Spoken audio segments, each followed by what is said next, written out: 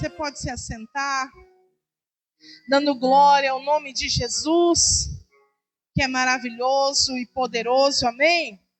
Se você tem uma Bíblia, abra comigo, Apocalipse capítulo 12. Aleluia! Glória a Deus. Apocalipse capítulo 12. A partir do versículo 10, quem for achando, diga amém. Glória a Jesus. Oh Deus, obrigada, Senhor. Diz assim: agora é chegada a salvação, a força, o reino do nosso Deus e o poder do seu Cristo, pois já o acusador de nossos irmãos foi lançado fora, o qual, diante do nosso Deus, os acusava de dia e de noite. E versículo 11 vai dizer: eles o venceram pelo sangue do Cordeiro, pela sua palavra do seu testemunho, não amaram as suas vidas até a morte. Pelo que alegrai-vos, ó céus, e vós que nele habitais. Amém? Vamos ler somente até aí. Glória a Deus. Nós estamos vendo aqui o livro de Apocalipse. A gente sabe que ele é um livro profético, né? Então, muitas das coisas que estão escritas são coisas que hão de vir. Amém? Porém, ele também traz coisas que já aconteceram para que possamos compreender o que há de vir. E o capítulo 12 de Apocalipse, ele é muito interessante porque ele faz justamente isso. Ele fala de coisas que aconteceram para explicar as coisas que haverão de acontecer. Amém? E ele fala o seguinte: agora é chegada a salvação, a força e o reino do nosso Deus. Ou seja, nós já estamos salvos, sim, pela nossa fé. Amém? Porém, de fato, a salvação irá ser testificada naquele grande e precioso dia do Senhor, que é a volta de Jesus sobre a terra. Amém? Então, quando esse dia chegar, é que essas palavras serão ditas: agora é chegada a salvação, a força e o reino do nosso Deus. Amém? O que eu estou querendo dizer com isso, amados? Que nós já estamos vivendo o reino de Deus? Sim. Porém, ainda não estamos vivendo no reino de Deus. Entenderam a diferença? Nós já estamos no reino de Deus. Por quê? Porque quando Jesus veio para morrer por nós numa cruz, ele inaugurou o reino. Em várias passagens ele declara: é chegado a vós o reino de Deus. Então nós já estamos vivendo o reino de Deus, porém, isso será concretizado quando nós estivermos vivendo no reino de Deus. Amém? E isso se dará quando? Depois da volta do nosso Senhor Jesus. Amém? E ele fala o quê? Que quando isso acontecer, será revelado um povo que venceu. Amém? No versículo 11 vai dizer: eles o venceram pelo sangue do Cordeiro, pela palavra do testemunho, não amaram as suas vidas até a morte. Aleluia! Glória a Deus! Então, amados, o que nós estamos falando? Nós estamos falando da história do cristianismo. E a gente tem visto que Deus está preparando um povo para viver os últimos dias. Aleluia! E esse povo será chamado de o povo vencedor. A gente vê o Senhor falando em várias passagens ao que vencer, ao vencedor, né? Por quê? Porque esse povo será aquele que permanecerá fiel a Deus até o fim. Amém? O vencedor não é aquele que vai chegar primeiro, mas é aquele que vai chegar. Amém? Glória a Jesus. Então, nós vamos continuar falando desse povo vencedor que vem surgindo desde lá, né, de quando Jesus reuniu seus discípulos para iniciar a sua igreja na terra. Todo esse povo que permaneceu até o fim, sendo fiel, e fez isso que nós lemos aqui, ó, não amaram as suas vidas até a morte. Ou seja, amaram mais o Senhor do que a sua própria vida. Esses vão ser os vencedores. Amém? Glória a Deus. Então, a gente vai falar mais um pouquinho do que a gente falou na terça-feira passada, como um complemento para nós podermos entender qual que é a visão da geração eleita, onde a geração eleita se enquadra, se encaixa dentro desse cenário da história do cristianismo. Amém? Glória a Deus. Olha só, eu vou falar mais um pouquinho, que eu acredito que é muito importante falar sobre isso. A gente falou sobre a história da igreja no Brasil, né? E aí nós falamos das igrejas históricas, das igrejas pentecostais, das igrejas neopentecostais e as igrejas modernas, que alguns também falam assim que seria um pentecostalismo de segunda fase, né? Então a gente está dentro desse contexto no Brasil hoje. A gente continua tendo igrejas históricas, a gente continua tendo igrejas pentecostais, mas se nós formos pegar um apanhado das igrejas que atuam hoje no Brasil, eu posso dizer que cerca de 70% delas são neopentecostais, né? Dentro daquilo que a gente falou na terça-feira passada. E eu quero começar falando hoje como que o neopentecostalismo influencia as igrejas. Não que ele seja de todo errado. Tem coisas dentro do neopentecostalismo que são muito importantes. Por exemplo, vamos dizer assim, o evangelismo eficaz. As igrejas neopentecostais, elas têm, vamos dizer, entre aspas, uma agressividade no evangelismo, no sentido de que eles estão dispostos, eles estão mais nessa prática, indo com mais afinco, com mais interesse nisso, eles compreenderam a importância do evangelismo, né? E isso é algo que é muito bom dentro do neopentecostalismo, que é a parte do evangelismo, a ênfase no evangelismo. Por quê? Porque o evangelismo ele não é uma opção para o cristão. Tem gente que fala assim, eu não evangelizo porque meu ministério não é de evangelista. Não, essa pessoa está confundindo as coisas, né? Ter um ministério de evangelista é uma coisa. Evangelizar é outra, totalmente diferente. Todo crente precisa ter isso como uma responsabilidade de vida. Amém? Falar de Jesus em todo tempo oportuno. Nós precisamos estar atentos às oportunidades que estão diante de nós e não perdermos elas. O que acontece hoje? O que eu vejo hoje? Muitas pessoas, até por medo de serem rejeitadas, o que vão pensar de mim? O que vão falar de mim? Eu não vou falar de Jesus, eu vou ficar bem quietinho aqui no meu canto. Se alguém me perguntar algo, eu falo, mas é melhor eu ficar bem quietinho, né? E nós precisamos transformar essa realidade. Por quê? Porque a palavra é uma semente, e essa semente precisa ser semeada.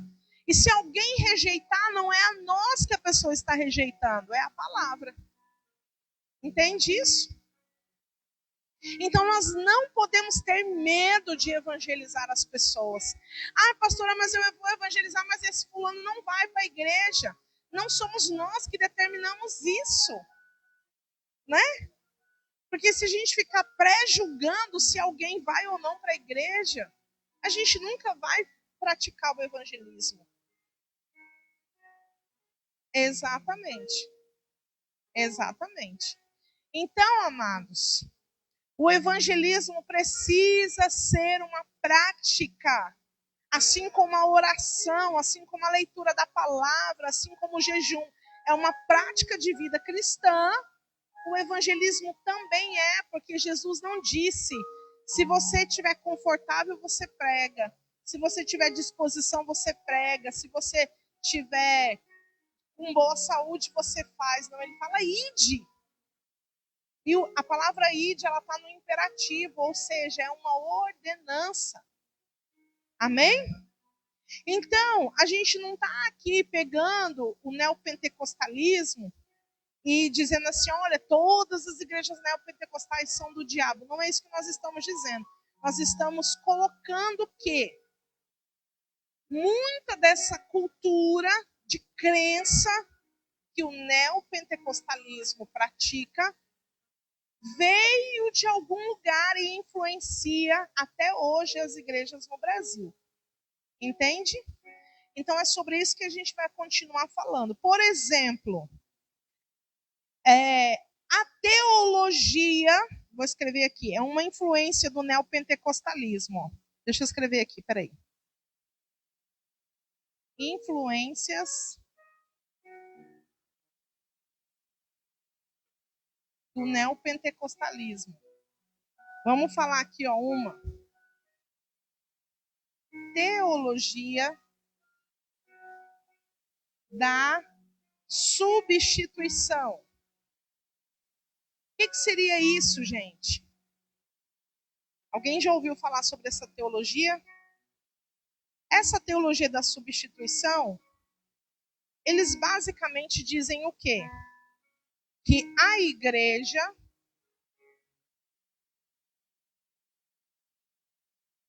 é o Israel de Deus.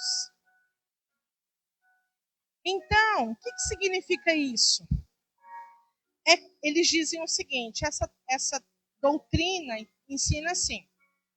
Se você pegar todo o Antigo Testamento, a gente vai ver lá muitas promessas de Deus, muitas, inúmeras promessas de Deus para a nação de Israel, né? Te colocarei por cabeça e não por cauda. Comerás o melhor dessa terra. Emprestará a muitos e não pedirá emprestado, né? Todas as nações ao teu redor te temerão. Muitas são as promessas de Deus para a nação de Israel. E aí essa doutrina, essa teologia vem dizendo o seguinte: já que o Israel rejeitou Jesus, então Deus também rejeitou Israel. E agora quem assume essas promessas? A igreja. Entenderam? Então essa teologia ensina isso, a teologia da substituição. Agora a igreja é o Israel de Deus. Inclusive, eles se baseiam nessa teologia em Gálatas, capítulo 5, acho que é verso 16, 15 e 16. Só que qual que é o grande problema disso, gente? Não existe fundamentação para nós crermos nisso. Por quê? Porque as promessas de Deus feitas à nação de Israel irão se cumprir em Israel. Amém? Deus, ele não tem dois povos. Deus não tem o povo de Israel como sendo o povo eleito e agora a igreja como sendo o povo eleito. Deus, ele não tem dois povos. Quando Jesus vier para as bodas do Cordeiro, ele vai casar com uma noiva só. Então, assim, dentro desse contexto, o que nós, como geração eleita, nós cremos? Nós não cremos que a igreja substitui Israel. As promessas de Israel continuam sendo para Israel. Amém? Porém, essas promessas, por causa de Jesus, elas vão se estender à igreja. É diferente. Tá? E o judeu, para ser salvo, ele tem que necessariamente se tornar igreja, que é aceitar Jesus. Não tem como um judeu ser salvo só pelo fato de ele ser judeu. Entende que a questão da promessa é uma coisa, mas a questão da salvação é outra. Amém? Glória a Deus. Então, o que nós cremos? Nós cremos. E aí eu só vou dizer isso e vou explicar em outro momento, porque é algo um pouco mais complexo, não daria tempo de eu explicar, mas o que a geração eleita crê, nós cremos nas duas casas de Israel. O que seriam as duas casas de Israel? Judá, como sendo a casa que representa o Israel, a nação mesmo de Israel. E Efraim, como sendo a igreja gentílica. O que é a igreja gentílica? Porque toda a igreja de Jesus ela é formada por gentios. Né? O que são os gentios? São os outros povos que não são o povo de Israel. Amém? E que o Senhor tem a promessa de unir essas duas casas, formando uma casa só. Amém? Que é o povo santo dele, o povo eleito, que será salvo. Então, nós não cremos na teologia da substituição. A gente crê que Deus tem algo, uma promessa para Israel, essa promessa vai se cumprir. Porém, para que um judeu seja salvo, ele precisa se tornar igreja. Amém? E a igreja não substitui Israel. A igreja é participante das promessas de Israel, mas não substitui Israel. Entenderam? Por cima, assim? Depois, quando a gente tiver um pouco mais de tempo, para eu entrar realmente nesse assunto, vai ficar algo mais claro. Mas é importante a gente já estar introduzindo isso para que você, quando tiver a oportunidade, compreender melhor. Amém? Glória a Deus. Então, amados, por causa dessa teologia, é que a teologia da prosperidade ganha base. Porque eles vão dizer o quê? Que tudo aquilo que é de prosperidade é para o povo de Deus. Para o povo de Deus só tem a presença de Deus se eles estiverem sendo abençoados, se eles estiverem sendo prósperos, se eles tiverem dinheiro, entende? Então essa teologia ela vai dar base para a teologia da prosperidade. E que como uma consequência, você acaba trazendo uma pregação onde o homem é no centro de todas as coisas. Então, tudo aquilo que está disponível é para te fazer feliz, né? Então você vai parar de sofrer, você vai ser curado, você vai ter uma vida plena, você vai ser bem-sucedido em tudo aquilo que você fizer, aonde você colocar a planta dos teus pés, Deus vai te dar por herança, aonde você colocar a tua mão, será próspero. Amados, tudo isso é Bíblia, só que tem um detalhe muito importante. Todas essas coisas, elas não são avulsas. Todas essas promessas de Deus, elas são acompanhadas de obediência. Você percebe que a palavra de Deus diz assim: se me obedeceres. Exatamente isso. Então essas promessas não são jogadas ao vento, elas não são avulsas, como a teologia da prosperidade quer que seja. Entende isso? Então, pode falar.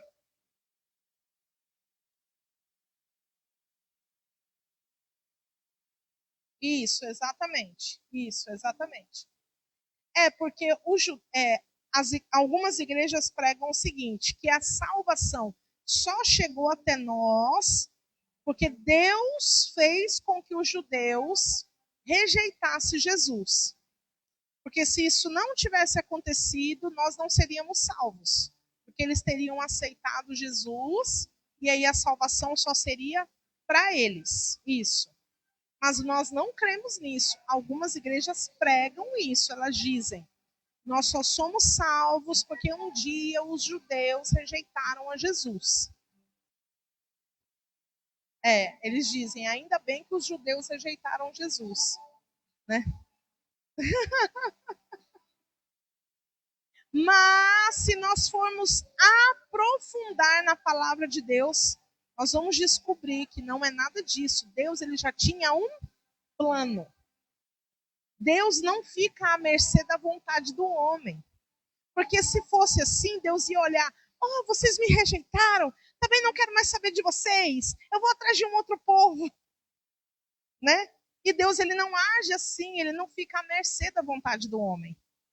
Amém? Ele já é soberano sobre todas as coisas. Então ele já sabia que os judeus iam rejeitar Jesus. Então isso não tem a ver com a salvação ter chegado até nós. Amém? Glória a Deus. Continuando. Então, o homem passa a ser o centro das pregações. E por causa disso, o que nós vamos encontrar? Uma linguagem nas pregações, uma linguagem de psicologia humana, misturada com o evangelho, uma linguagem de coach. Gente, o coach é bom, é excelente lá dentro da empresa. No púlpito da igreja, não. Amém? Então, métodos de PNL. O que é PNL? Programação neurolinguística. O nosso cérebro, ele é uma máquina.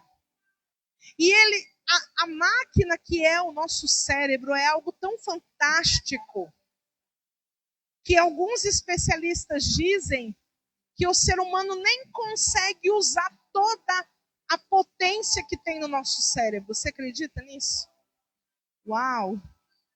Eu acredito que quando Adão estava no Éden, antes do pecado, eu acredito que ele usava.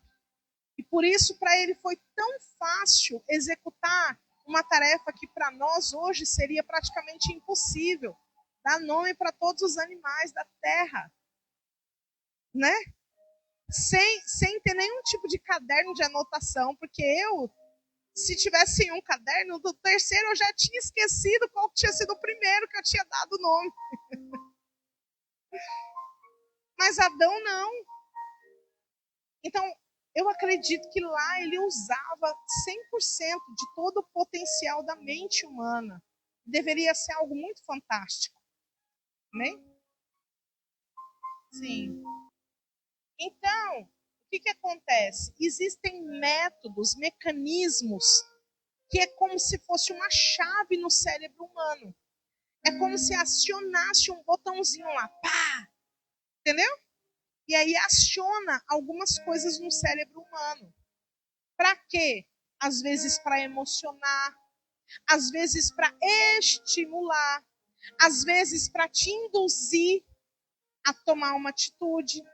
Então o cérebro humano, ele tem essa capacidade.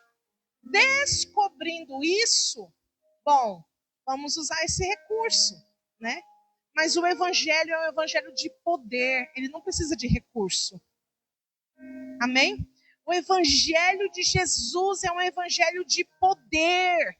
Não precisa de recurso humano. Amém? Glória a Deus. E aí a gente vê algumas igrejas se utilizando disso. E abaixa só um pouquinho para mim o fundo, por favor. A minha voz não é potente.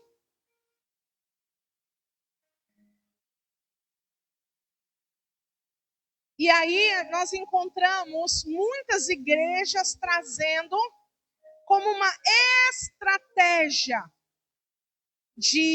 para dentro da igreja, estratégia de crescimento, e algo muito perigoso, que é a estratégia para trazer controle sobre a vida das pessoas. Deixa eu te falar uma coisa. O povo de Deus é um povo que anda em unidade, mas o povo de Deus não é todo mundo igual. Amém? Por quê? Porque se fosse para ser todo mundo igual, Deus já tinha feito todo mundo igual. Mas ele fez 4 tipos de temperamento. Ele fez tantas diversidades no meio do seu povo. Por que agora eu tenho que pegar a mente das pessoas e condicionar essa mente para que todos eles sejam conformados dentro de uma mesma forma? Isso não existe, isso não é evangelho. Amém? Só a igreja de Jesus só tem um cabeça, que é Cristo. Amém? Ele é o cabeça. Ele é o pastor das ovelhas. Eu não tenho que controlar as pessoas. Amém? Glória a Jesus. E aí, por exemplo, teve, a partir do ano 1999, chegou no Brasil uma explosão chamada Igreja em Células, no modelo dos 12. E isso foi uma explosão no Brasil inteiro, não se ouvia falar de outra coisa. E assim, qual que é a grande questão de tudo isso? Que a gente olha para a Bíblia e muitas das coisas que eles colocam como verdadeiros, a gente não encontra na Bíblia. Por exemplo, todo mundo tem que ser líder de célula, um exemplo. A Bíblia não fala que todo mundo nasceu para ser líder. Eu tenho que evangelizar, mas eu tenho um chamado, o fulano tem outro chamado, o ciclano tem outro chamado, entende? Nem todo mundo nasceu para ser líder de célula. Tem pessoa que vai ficar colaborando com um líder o tempo todo e vai estar tudo bem. E ele vai estar desempenhando a sua função no reino de Deus. Amém? E ele não está errado por ele não querer ser um líder. Não existe base bíblica para isso. Então, foi se colocado muitas coisas nesse período. Por exemplo, existiam algumas nomenclaturas que pareciam até mantra dentro da igreja, né? O ganhar, consolidar, treinar, enviar. Peniel, o encontro é tremendo. Vamos conquistar a nação. E por aí vai. Até eu estava conversando esses dias com o pastor e a gente estava falando da modinha agora dos legendários, né? Que tudo no Brasil vira moda.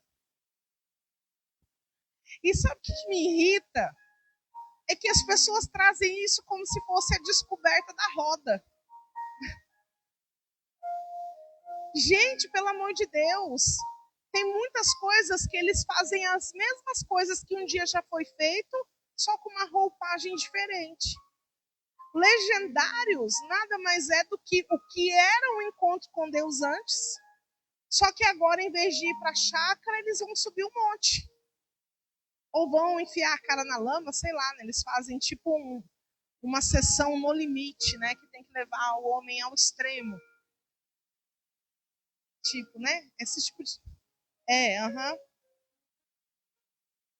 Gente, sinceramente falando, se eu tivesse que pagar R$ 2.000 para enfiar a cara na lama, eu preferiria ir para um resort. Eu acho que ia dar mais certo, no meu caso, né? Mas nessa época existia muito isso. Então, tipo, você tem que ir para o encontro. E aí, o que era o encontro? Era tipo assim, ó, um processo que às vezes um crente ia demorar 5 anos, eles queriam fazer em 3 dias. Por quê? Porque aquela pessoa tinha que virar um líder rápido. Tinha que ser um líder instantâneo. Em 3 meses já tinha que abrir uma célula. Agora eu te pergunto, um novo convertido tem condição de cuidar de outras pessoas em 3 meses que ele está convertido? Eu não tenho condição de cuidar de mim até hoje. Entendeu? E isso, por que eu tô, pastora, por que você está falando isso? Porque, infelizmente, gente, isso adoeceu a igreja brasileira. Muitas pessoas estão fora das igrejas hoje porque foram adoecidas com essas coisas. Porque vieram sobre elas uma carga que elas não poderiam suportar. Inclusive, métodos empresariais era acoplado a isso. Por quê? Porque não bastava eu ser líder de uma célula. Eu tinha que bater uma meta, eu tinha que preencher um relatório, porque a igreja precisa ser controlada. Desde o irmãozinho que chega para visitar, até o pastor da igreja, tudo tinha que passar a revista na tropa. Se fez encontro, se foi batizado, se foi consolidado, se tudo. Aí eu te pergunto, o que Deus fez com Davi quando ele resolveu contar o povo? Vocês estão lembrados dessa passagem? O que Deus fez? Ele se irou com Davi. O dia que Davi falou. E Davi, gente. O dia que Davi quis contar o povo para ter o controle do povo na mão dele, Deus se irou contra Davi.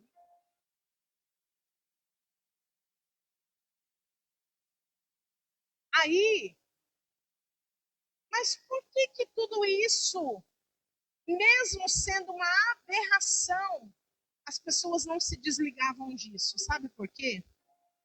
Porque as pessoas estavam querendo ser reconhecidas. Porque você só era reconhecido se você tivesse número. Você só era reconhecido se você tivesse resultado. E aí as pessoas não estavam mais fazendo algo para Deus. Elas passavam a fazer algo para o homem. Até mesmo para elas mesmas terem uma satisfação pessoal. Por quê? Porque tinha o dia do líder ser chamado lá na frente. Gente, sabe o que eu lembro? Existem empresas de, como que fala? Que faz isso, faz melhor do que as igrejas. Eu acho. Porque tem igreja que o camarada era chamado lá na frente para receber o bóton sacerdotal, o anel de discípulo, né? Porque você é meu discípulo. Você percebe que, olha só, o reconhecimento é algo que o ser humano busca. Então eles acharam nisso uma brecha para controlar as pessoas. Porque o reconhecimento é algo que todo ser humano, não é errado você querer ser reconhecido. Entende? Exatamente. E aí, gente, o que acontece? Muita gente boa foi perdida por causa disso. Muita gente boa. Porque o caráter da pessoa não importava. Importava se ela tinha resultado. Se ela fosse um cristão autêntico e verdadeiro, mas ela não multiplicasse a célula dela em 3 meses, ela não servia para o sistema. Entendeu? Então isso é muito sério. Isso adoeceu a igreja brasileira durante muito tempo. E é por isso que eu não podia deixar isso de fora. Por quê? Porque com certeza você vai conhecer alguém que já foi adoecido. por essa situação. E Deus te traz hoje para você ter entendimento, para que você possa ajudar essas pessoas. Amém? Porque eu creio que Jesus, muitas delas, Jesus vai resgatar. Amém? Glória a Deus. E o pior de tudo isso, sabe o que é, gente? E aí eu vou falar da minha própria experiência. Não se lê a Bíblia. Não, desculpa, vou refazer a minha frase. Se lê a Bíblia, mas não se estuda a Bíblia. Porque ler a Bíblia se lê porque você recebe uma apostila. Você não tem que buscar a Deus por aquilo que você vai entregar para as pessoas, porque já tem um material pronto lá de cima que te entregam para você estudar o material. Aí você lê a Bíblia porque tem no material os versículos bíblicos. Mas essas igrejas que trabalham com células, eu ainda não conheci. Se existe, eu não tenho conhecimento, mas nenhuma delas tem nem escola bíblica, nem culto de ensino. O que eles fornecem para as pessoas é treinamento de liderança. Mas conhecimento bíblico não existe dentro dessas igrejas. Por quê? Porque quanto menor é o conhecimento das pessoas, mais eu consigo manipular elas. Quando eu reduzo o conhecimento, eu manipulo a massa. Entende? Então aí é por isso que as pessoas não se dão conta. E aí, o que aconteceu comigo e com o pastor José? Quando nós saímos de dentro desse sistema, e aí nós fomos ler a Bíblia, estudando a Bíblia. E aí foi quando a ficha foi caindo e nós fomos estarrecidos diante de uma verdade que estava oculta aos nossos olhos. Então, por isso que é tão importante nós lermos a Bíblia. Amém? Não apenas ler, mas estudar, se aprofundar. E você está numa igreja que te estimula a fazer isso. Então você não pode rejeitar isso. Amém? Glória a Deus.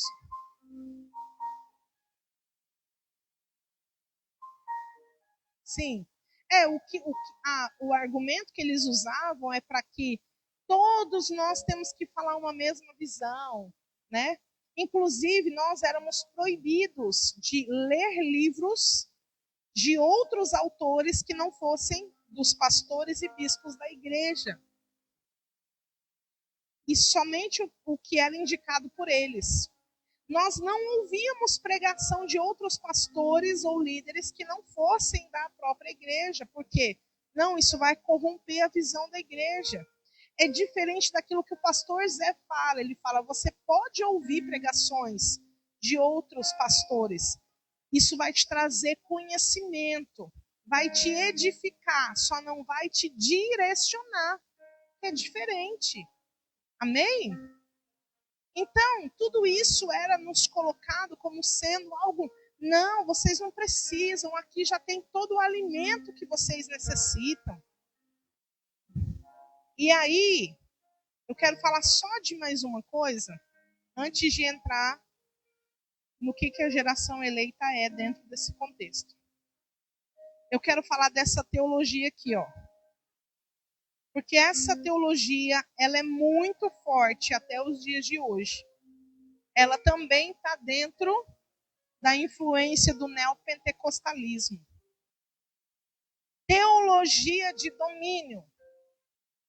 O que seria essa teologia? Eles falam sobre a conquista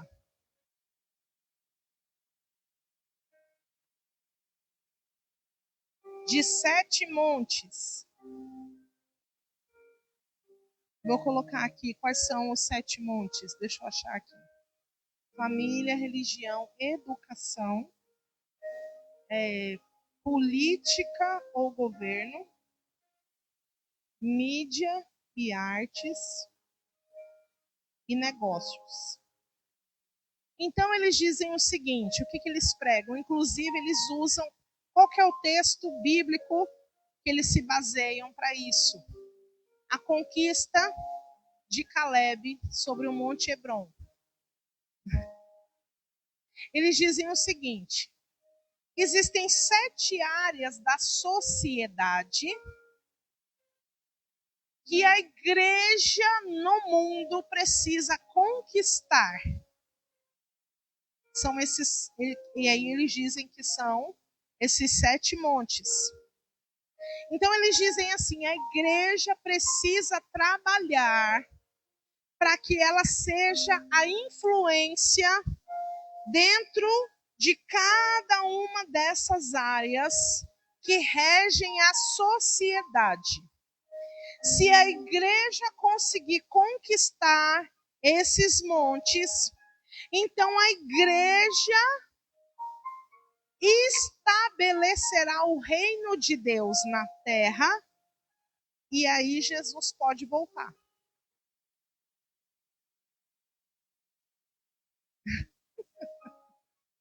Isso. Pastora, de onde que eles tiraram isso? De Mateus capítulo 24, no versículo 14, quando Jesus fala assim, ó, e este evangelho do reino será pregado em todas as nações, então virá o fim. Então eles dizem assim, que a responsabilidade da volta de Jesus está nas mãos da igreja. Que Jesus só pode voltar depois que a igreja estabeleceu o reino de Deus na terra. Entenderam? Isso. Exatamente. Exatamente. Isso mesmo. Vocês entenderam? Então é por isso que tem igrejas que eles trabalham com afinco, para invadir cada uma dessas áreas, para que eles tenham faculdades, para que eles tenham televisão, rádio, para que eles tenham, por exemplo, quando a Igreja Universal comprou a Rede Record, claramente o Edir Macedo se revelou dentro dessa teologia. Entendeu? Isso, por exemplo, já existe uma igreja que eles abriram um banco para os cristãos. Entendeu? É um banco de crente que vai financiar as igrejas, ou seja, vai ter um monte de igreja amarrada com eles, devendo eles. Vocês estão entendendo, gente? Então, quando vocês olharem para uma igreja, que o trabalho delas é um trabalho árduo e muito impactante, agressivo, para alcançar essas coisas que estão no mundo, é porque eles creem nessa teologia de domínio. Entenderam? Porque eles não acreditam naquilo que eu falei no início, que o reino de Deus ainda vai vir. Eles não acreditam nisso.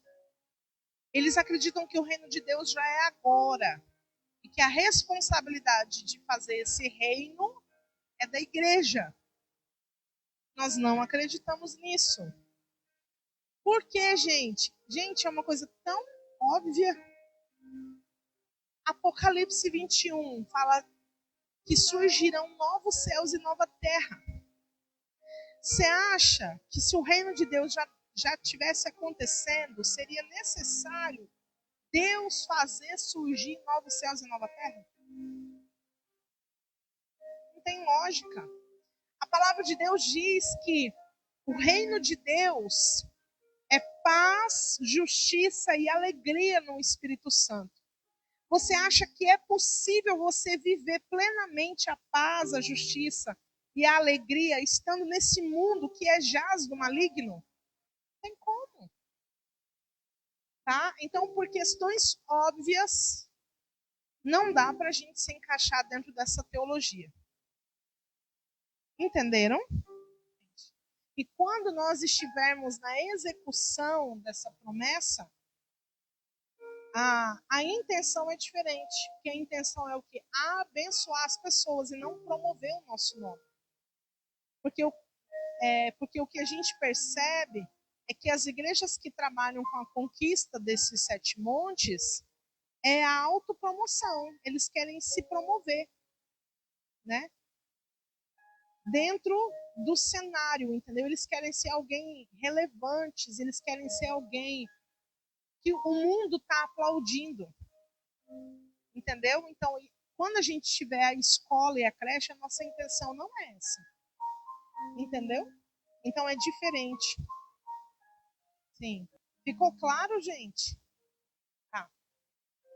Pastora, e a geração eleita? O que nós somos, né? Nós não somos tradicionais. Eu esqueci de falar terça-feira passada que ainda tem mais uma classe de igreja que são os puritanos. Os puritanos. É.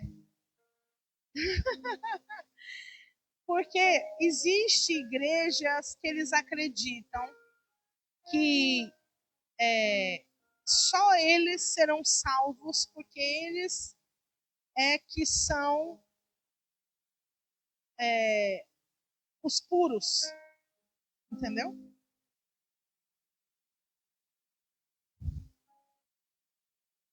Então essas igrejas que pregam, por exemplo, não, nós é que vamos ser salvos porque nós é que vivemos a verdadeira religião, vamos dizer assim, eles se encaixam dentro desse padrão dos puritanos. Tá? Amém. O que eu estava falando, né, o pessoal da live também, ouvi, é que em relação à teologia de domínio, os que praticam essa teologia usam os dons espirituais para promover esse domínio, para poder conquistar esses 7 montes, né, que a pastora Fernanda acabou de colocar aqui. Então, para nós, isso é uma forma de negociar com aquilo que Deus nos deu, para poder dar de graça, para poder conquistar coisas, acreditando que aquilo é que vai promover o reino de Deus, ou que vai implantar o reino de Deus, ou que vai fazer com que o reino de Deus seja estabelecido. E nós não cremos dessa maneira, nós não cremos dessa forma. Os dons são usados para que a gente possa servir a todos, não para que a gente possa promover ou negociar eles com ninguém. Glória a Deus. Então nós não somos, voltando aqui, né, porque eu estava falando, nós não somos tradicionais, nós não somos puritanos. Eu quero abrir uma aspas. Nós não somos pentecostais no sentido de que, porque quando a gente fala assim, não somos pentecostais, aí a pessoa pode dizer, vocês não creem no Espírito Santo nem nos dons? Não, não é isso, tá? Nós cremos no Espírito Santo e nos dons. Mas nós não temos o padrão do pentecostalismo, que é diferente. Lembra que foi falado dos usos e costumes? Lembra daquele padrão que a gente falou? Então, nós também não somos neopentecostais, e muito menos uma igreja moderna. O que nós somos então, pastora? O próprio nome, aliás, o que nos define como visão é que nós somos uma nova geração de adoradores. Aí a gente vai para a Bíblia. Aonde que isso se encaixa biblicamente falando? Num povo que Deus chama de os remanescentes. O que seria os remanescentes? Os remanescentes refere-se a um grupo de pessoas que permanece fiel a Deus em tempos de apostasia ou crise. São aqueles que se mantêm leais ao Senhor, mesmo quando muitos se afastam da verdade.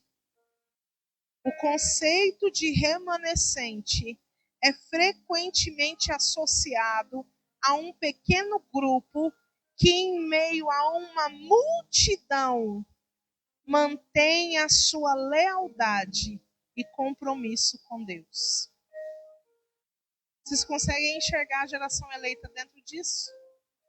Amém? Então vamos repetir. O conceito de remanescente é frequentemente associado a um pequeno grupo que, em meio a uma multidão, se mantém mantém a sua lealdade e compromisso com Deus. Amém? A gente vê isso acontecendo na Bíblia inteira. Por exemplo, Noé e sua família. No meio de uma geração completamente corrompida e perversa, Noé e sua família são os remanescentes. Não é? A gente vê isso quando Deus fala para Elias. Elias fala, eu fiquei sozinho. Deus fala, negativo. Eu tenho guardado 7.000 homens que não se dobraram a Baal. Os remanescentes. A gente vê isso acontecendo quando Nabucodonosor invade Jerusalém, leva todo mundo cativo, mas no meio deles existe um grupo de remanescentes. E aí dentro, olha só, aí dentro dos remanescentes que foram para a Babilônia, a gente vê Daniel, Sadraque, Mesaque, Abednego, o próprio Ezequiel, o profeta Ezequiel, né? Então a gente vê isso na Bíblia inteira. E olha só os versículos que nós temos como base. Isaías, capítulo 10. Vamos abrir para a gente ler Isaías, capítulo 10. Isaías, capítulo 10, versículo 20, 21 e 22. Na Bíblia, existem algumas palavras como restantes, que é a mesma coisa que remanescente, tá? Por exemplo, aqui na minha versão bíblica diz: os restantes se converterão, os restantes de Jacó ao Deus forte. Ainda que o teu povo, ó Israel, seja como a areia do mar, só um resto dele se converterá.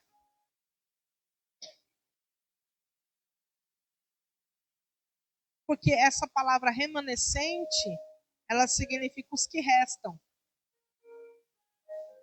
Não tem. Ezequiel 9:12 não tem. Eu anotei errado aqui.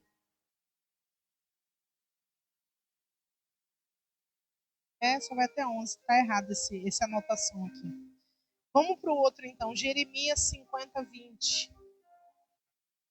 Jeremias 50:20.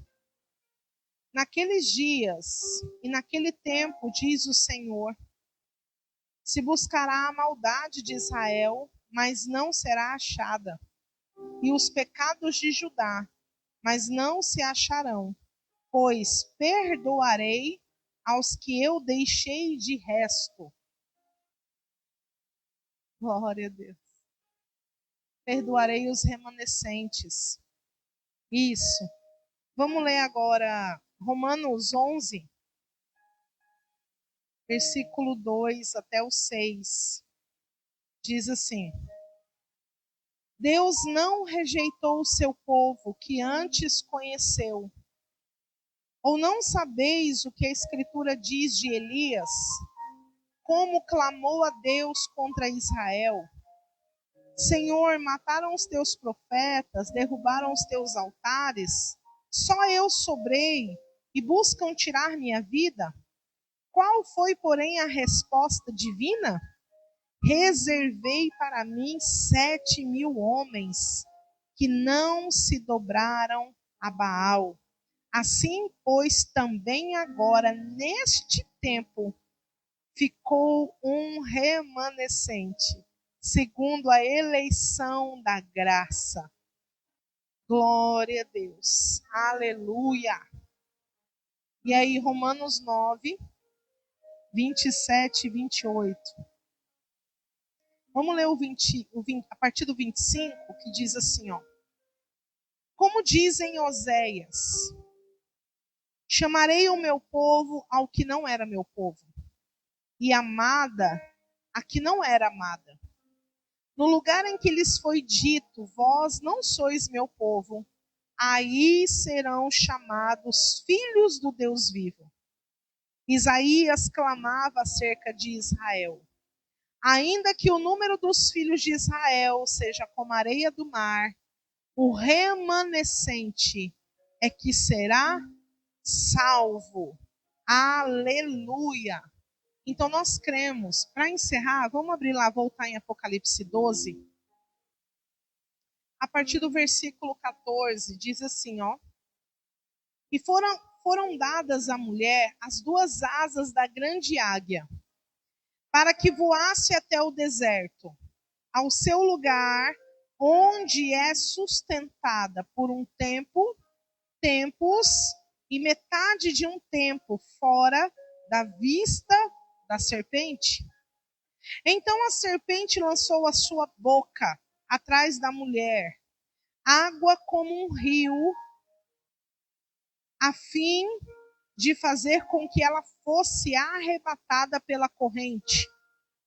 A terra, porém, ajudou a mulher, abrindo a sua boca e engolindo o rio que o dragão lançara da sua boca. Então o dragão irou-se contra a mulher e foi fazer guerra aos demais filhos dela, os que guardam os mandamentos de Deus e mantêm o testemunho de Jesus. E o dragão parou sobre a areia do mar. Então, esse último texto está falando do quê? De um período onde esses remanescentes eles serão guardados. Amém? Fora da vista da serpente. Aleluia! Glória a Deus. Então, amados, só a geração eleita é remanescente? Não. Mas nós nos enquadramos dentro desse cenário. Amém? É por isso, e aí faz todo sentido, num dia que eu conversando com o pastor Angel, e eu perguntei assim para ele, por quê? Porque a minha mente ainda estava arraigada aos fundamentos do neopentecostalismo, que me dizia que eu só era de Deus se eu tinha resultado. Que eu só estava fazendo a coisa certa se os números me respaldassem. Era isso que estava na minha mente. Então, num café da manhã, conversando com ele, eu perguntei assim, eu falei, pastor, me explica uma coisa. O que tem que fazer para a gente crescer? O que a gente precisa fazer para a gente ter muita gente dentro da igreja? A gente quer assim, uma igreja cheia, lotada. E aí, naquele momento, aquele homem de Deus olhou para mim e ele riu e ele disse assim, você ainda não entendeu? E eu olhei para ele e falei assim, mas entender o quê, pastor? É isso que eu quero entender. E ele falou assim, a geração eleita não é uma igreja de multidão. Eu achei aquilo estranho e ruim ao mesmo tempo, naquele momento. E ele falou assim, vocês serão um povo grande e forte, mas vocês não terão uma igreja de multidão. A igreja de vocês é de discípulos. Glória a Deus. E para fazer discípulo dá trabalho. Discípulo não é gerado do dia para a noite. Amém? É por isso que nós somos os remanescentes, porque os que permanecerem ficarão, porque eles estarão arraigados na rocha. E arraigar na rocha leva tempo e dá trabalho. Amém? Então ele me disse o seguinte: olha, a geração eleita, ela vai se espalhar, vai ter geração eleita em muitos lugares, mas essas igrejas nunca serão igrejas de multidão, serão igrejas de discípulos, comunidade de discípulos, entende? E ali eu compreendi, o meu coração se aqueceu com aquelas palavras. E é por isso que hoje tudo que nós vamos fazer na igreja, a gente não faz como uma forma de estratégia, a gente não faz como, porque nós temos que fazer. Não, a gente pergunta para o Senhor: Deus, o que nós temos que fazer? Porque é Ele quem vai dar a orientação para que nós possamos nos manter dentro daquilo que Deus quer que nós estejamos. Porque se nós não fizermos isso, a gente vai correr o risco de começar a fazer tudo aquilo que os outros já fazem. Exatamente. Entenderam, amados? Então, olha que coisa linda e maravilhosa. Você faz parte dos remanescentes de Deus nessa terra. Aqueles que vão permanecer até o fim. Hã? Exatamente. Que coisa linda, né? Amém? Então, isso foi só o início, porque a gente vai começar a usar os cultos de ensino para começar a aplicar a visão da geração eleita. Amém? Para que você possa realmente conhecer a igreja que você está. E como que essa igreja funciona. O que nós cremos. Amém? Então, o que nós vamos fazer? Na próxima terça-feira, a gente, como eu disse, que nós não nos encaixamos dentro do pentecostalismo, mas cremos nos dons e mover do Espírito. Na próxima terça a gente vai falar sobre isso. Como que pode uma igreja que não é pentecostal, mas ainda assim crê e se move pelo Espírito Santo. Amém? Glória a Deus.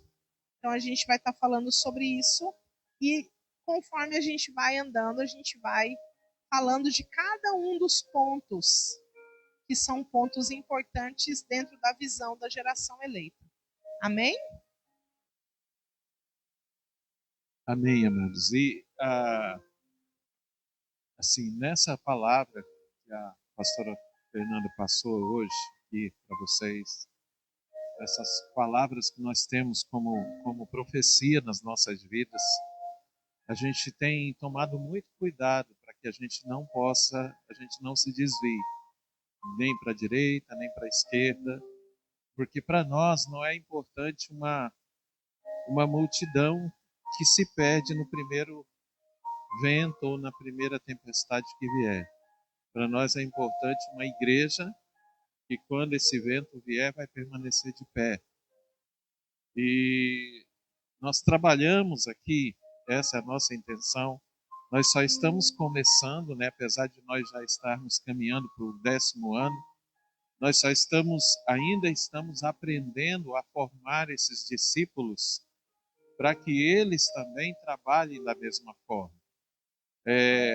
Algo que o Senhor já vem nos preparando há muito tempo, é que vai ter discípulo nosso que vai sair para abrir igreja e, infelizmente, eles vão se perder nessas visões, porque eles vão querer uma igreja grande, porque eles vão olhar e vão querer um resultado, principalmente na questão financeira. E aí a gente corre o risco. O nosso desejo é que isso não aconteça, mas a gente corre o risco disso acontecer. Então o nosso desejo é ter o quê? Um povo remanescente, um povo que tem unidade, um povo que tem aliança, um povo que não perde tempo, né, com ressentimento, porque o discípulo verdadeiro não perde tempo com isso. Sabe, as coisas velhas realmente ficam para trás e a gente avança para as que estão diante de nós. Não é nem diante, né? Adiante. Porque diante muitas vezes está aquilo que não nos agrada. Diante está as lutas, diante está os exércitos que se posicionam contra nós. Mas a gente tem que avançar para o que está adiante, ou seja, depois do diante é o que está o melhor de Deus para as nossas vidas. Amém? Então, no nome de Jesus, nós vamos juntos. Se Jesus não voltar, né? Porque a Fernanda fica brava que eu falo assim, eu sou pós-tribulacionista, mas eu oro para que o pré esteja certo. Ai, Jesus, amém, amados. Mas é isso que eu quero falar para você, para te fortalecer, né? Quero pedir para vocês, vamos promover esse nome, os remanescentes. Porque somos os remanescentes. Nós temos característica do neopentecostal, do pentecostal, mas nós somos remanescentes.